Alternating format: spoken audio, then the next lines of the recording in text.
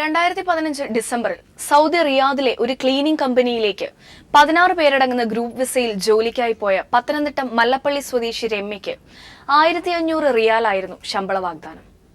എന്നാൽ ലഭിച്ചതാകട്ടെ വെറും 700 റിയാലും. ഇവരിൽ പലരും കമ്പനിയുടെ ഭീഷണിയെ പേടിച്ച് ജോലിയിൽ തുടരുകയാണ്. അങ്കനവാടിയിൽ നിന്നും അവധിയെടുത്ത് ജോലിക്ക് പോയവരാണ് ഇവരിലധികവും. മറ്റുള്ളവരുടെ കാര്യം എന്തുമായിക്കൊള്ളട്ടെ, രമ്യയ്ക്ക് നാട്ടിലേക്ക് മടങ്ങി വരണം എന്ന് തന്നെയാണ്. രമ്യയുടെ തിരിച്ചുവരവിനുള്ള വഴി അന്വേഷിച്ചാണ് ഭർത്താവ് രാജേഷും 2 പിഞ്ചു കുഞ്ഞുങ്ങളും രമ്യയുടെ മാതാവും ഇന്ന് പ്രവാസ ലോകത്തിലെത്തിയിരിക്കുന്നത്. ആരാ രമ്യയെ കൊണ്ടുപോയത്? 15 സ്ത്രീകളാണ്. 15 പേര്. ആരാ കൊണ്ടുപോയത്? എറണാകുളത്ത് ഒരു ട്രാവൽ ഏജൻസി. അവരുടെ പേരെന്താ? Kumar travel agency. Kumar travel agency. അവരാണ് കൊണ്ടുപോയത് 15 പേര്. ഇവര് മുഴുവൻ ജോലിക്കാരാണ് അവിടുന്ന് കൊണ്ടുപോയിട്ടുള്ളവർ. ഞങ്ങളുടെ ജോലിയില്ല. 3 പേരിൽ 2 പേര് അംഗനവാടി ജോലിക്കാരാ. രമ്യക്ക് ജോലി ഉണ്ടായിരുന്നു? ഇല്ല, രമ്യക്ക് ജോലിയില്ല. അവിടെ കൊണ്ടുപോയപ്പോ എന്താ സ്ഥിതി? അവിടെ ചെന്ന് ഒരു മാസത്തോളം ഭക്ഷണമൊന്നുമില്ലായിരുന്നു. അങ്ങനെ വീട്ടിലറിയിച്ചില്ല. വീട്ടിൽ അറിയിക്കാനുള്ള ബുദ്ധിമുട്ടായിരുന്നു. അപ്പോൾ 2 മാസമായി കഴിഞ്ഞപ്പോൾ ഞങ്ങൾ ഒരു ഫോൺ കോൾ വന്നു. അന്നേരം അറിയിച്ച് പട്ടണിയാന്നത്.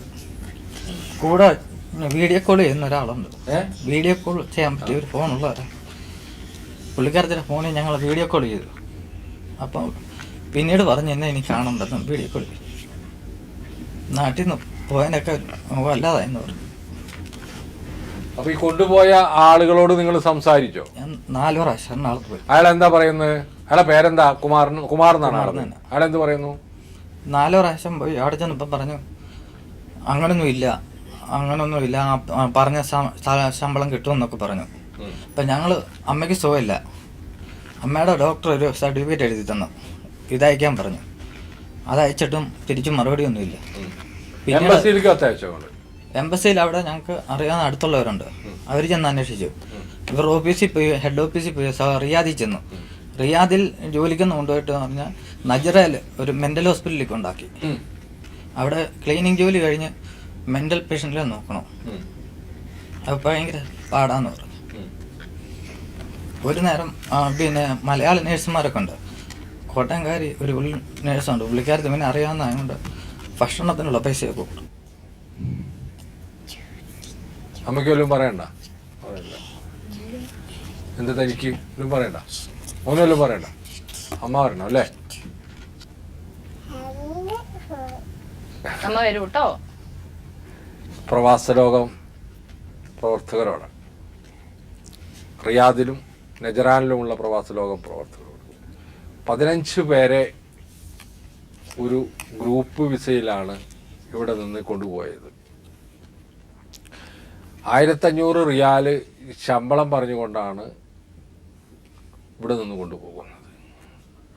രമ്യ എന്ന് പറയുന്ന ഒരു സ്ത്രീ, അവർ മാത്രമാണ് ധൈര്യം കാണിച്ച് അവരെ വീട്ടിലേക്ക് വിളിക്കുകയും നമ്മളെ വിളിക്കുകയും ചെയ്തു.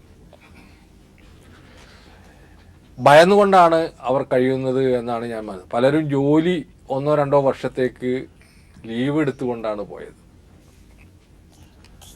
ഇതിനെക്കുറിച്ചൊരു അന്വേഷണം നടത്തണമെന്നാണ് എനിക്ക് പറയാനുള്ളത്. ഇത്തരത്തിലുള്ള ഗ്രൂപ്പ് വിസ തട്ടിപ്പിൽ ഇരയാകുന്ന സ്ത്രീകളുടെ പ്രശ്നങ്ങളെക്കുറിച്ച് മനുഷ്യാവകാശ പ്രവർത്തകർ, അതുപോലെ തന്നെ പ്രവാസലോകം പ്രവർത്തകർ, മറ്റ് സാമൂഹ്യ സംഘടനകളൊക്കെ ചേർന്നുകൊണ്ട് ഒരു അന്വേഷണം നടത്തണം. രമ്യയെ നാട്ടിലയക്കാൻ വേണ്ടുന്ന എല്ലാ പരിശ്രമങ്ങളും ചെയ്യണം. മറ്റ് 14 പേരുടെയും വിവരങ്ങൾ അറിയാൻ നമ്മൾ താല്പര്യമെടുക്കണം. അവരുടെ പ്രശ്നങ്ങൾ അന്വേഷിക്കണം. അവർക്ക് വേണ്ടുന്ന സഹായങ്ങൾ, നിയമപരമായുള്ള സഹായങ്ങൾ എത്തിക്കാൻ എംബസിയും നമ്മളെ സംഘടനകളും തയ്യാറാകണം. പ്രവാസ ലോകത്തിലെ പ്രവർത്തകർ അതിന് നേതൃത്വം നൽകണം. നായിമിനെ പോലെയുള്ള ആളുകൾ, അതുപോലെ തന്നെ മറ്റ് റിയാദിലും നജറാനിലൊക്കെ ഉള്ള പ്രവർത്തകരൊക്കെ നേതൃത്വം നൽകണം എന്നാണ് എനിക്ക് അഭ്യർത്ഥിക്കാറുള്ളത്. ഈ കുട്ടികളെ നമ്മൾ കാണുന്നില്ലേ? ചെറിയ മക്കളല്ലേ?